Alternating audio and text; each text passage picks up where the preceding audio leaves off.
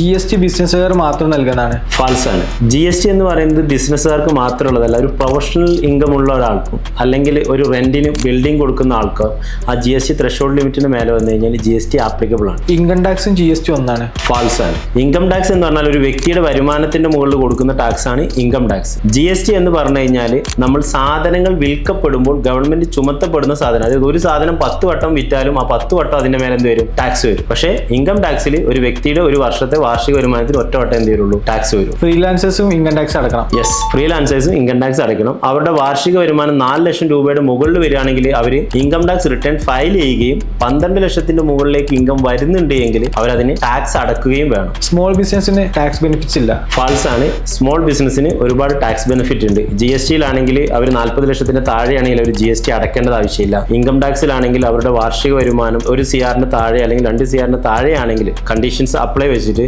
അവർക്ക് എന്ത് ചെയ്യേണ്ട? ബുക്സ് ഓഫ് അക്കൗണ്ടുകളും കാര്യങ്ങളും കാണിക്കേണ്ടതില്ല. ടോട്ടൽ വിൽപ്പനയുടെ 6% 8% ലാഭമായിട്ട് ഡിക്ലെയർ ചെയ്താൽ മതി. അപ്പം ഇതൊക്കെ സ്മോൾ ബിസിനസ്സുകാർക്കുള്ള ബെനിഫിറ്റ്സ് ആണ്.